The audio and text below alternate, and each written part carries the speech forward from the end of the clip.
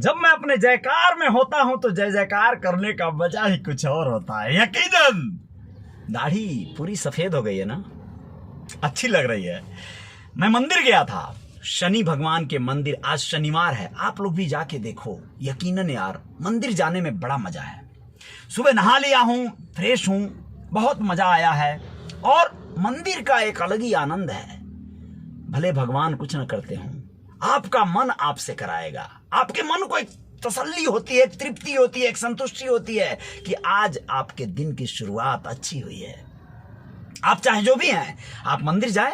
आप अगर इस्लाम धर्म को मानते हैं, आप मस्जिद जाएं, आप गुरुद्वारे जाएं, आप गिरजाघर जाएं, चाहे जहां जाएं, लेकिन जाएं जरूर, बहुत जरूरी है।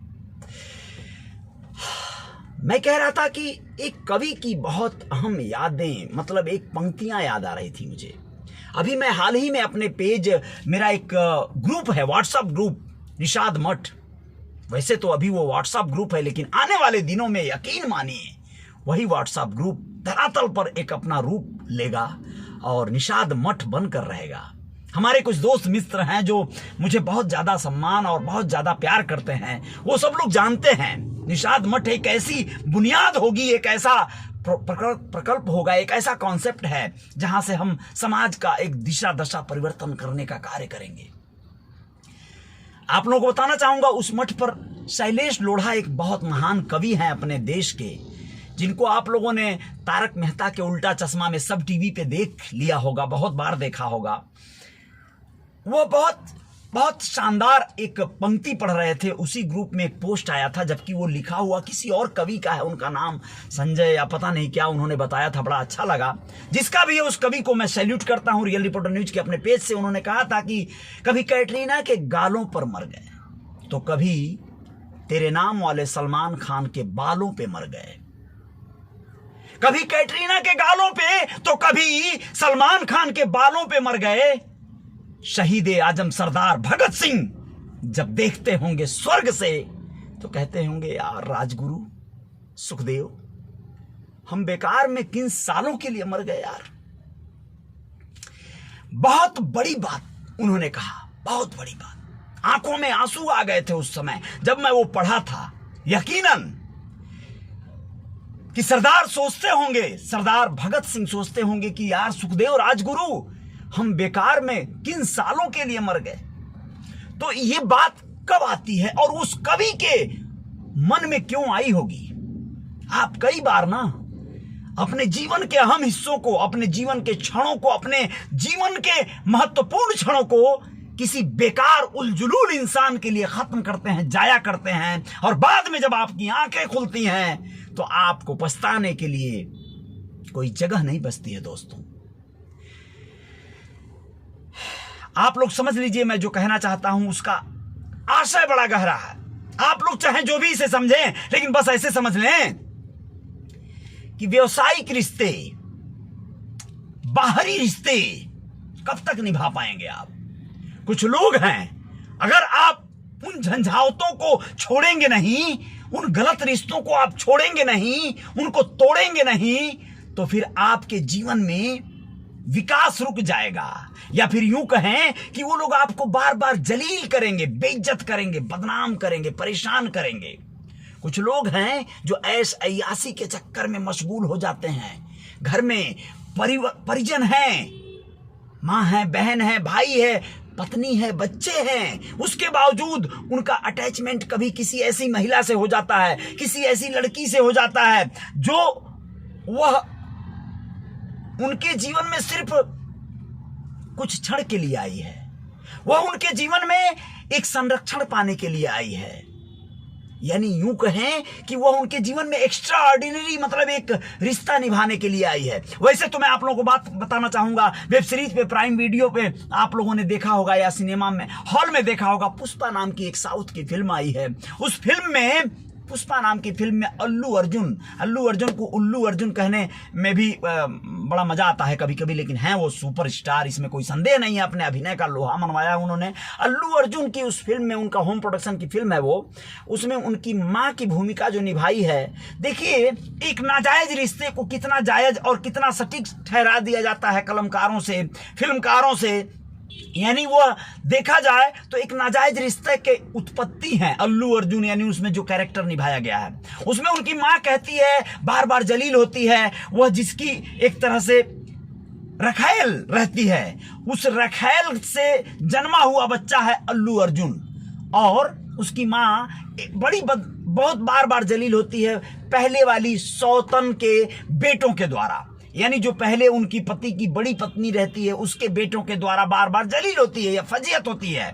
क्यों नहीं होगी, होना स्वाभाविक है, ये तो अपने आप होता है। इतने बड़े हृदय के बड़ी पत्नी के बेटे या बड़ी पत्नी बहुत बार नहीं होती हैं। तो वो कहती है, अल्लू अर्जुन की जो माँ है उसको चोट लग गया है, गिर गया है, झड़प में गिर गई है, तो वो कहती है कि उन्होंने पूछा था कि प्यार चाहिए या समाज में जो है सम्मान चाहिए, तो मैंने प्यार चुना, लेकिन आज तेरी परेशानी देखकर ऐसा लग रहा है कि मैंने गलत किया। अगर मुझे ये बात का उस समय एहसास हुआ होता कि तुझे इतना प्रॉब्लम और झेलना पड़ेगा, तो जब तू पेट में था तभी मैं जहर खा के मर गई होती।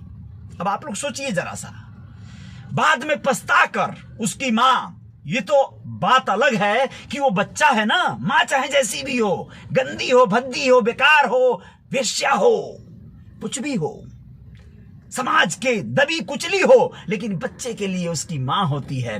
बच्चा उसको बहुत प्यार करता है क्योंकि वो भी बहुत बच्चे को प्यार करके बड़ा की रहती है। तो वो बच्चा उसको अथाह प्यार कर रहा है, भले ही वो नाजायज के तौर पर जन्मा हुआ बच्चा है, बिना ब्याही माँ से जन्मा हुआ बच्चा है, लेकिन माँ से प्यार बच्चा अलग तरह से करता है।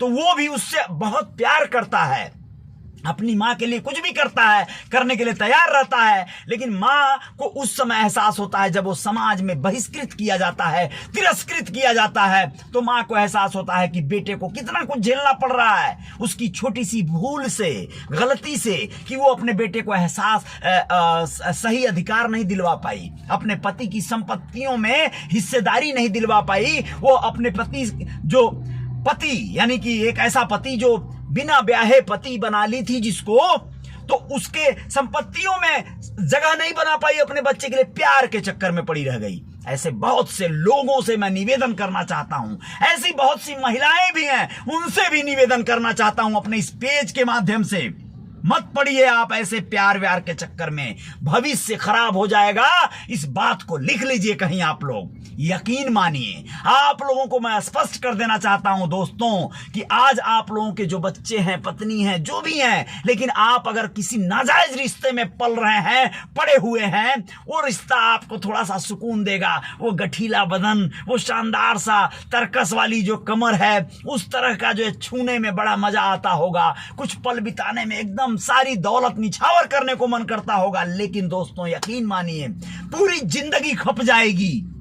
हो सकता है कि एक दिन, एक क्षण वो ऐसा आए जब तुम्हारे सारे अरमान, सारे जो ख्वाहिशें हैं, वो धपाक से आसमान से नीचे गिरने जैसी लगें, जिस दिन तुम्हें पता चलेगा कि शायद वो किसी और के साथ भी कुछ रिश्तों में है, या फिर उसका कोई पति है, उसका कोई बच्चा है, उसका कोई और है। मतलब उस दिन आपके साथ जो होगा ना, आप सह नहीं पाओगे। आप विश्वास करो, सिर्फ आपके पैसे, आपके रसूख को देखकर कुछ लोग आपसे सटे हुए हैं। मैं नहीं कहता कि आप किसी को सहयोग मत करो, किसी को संरक्षण मत दो।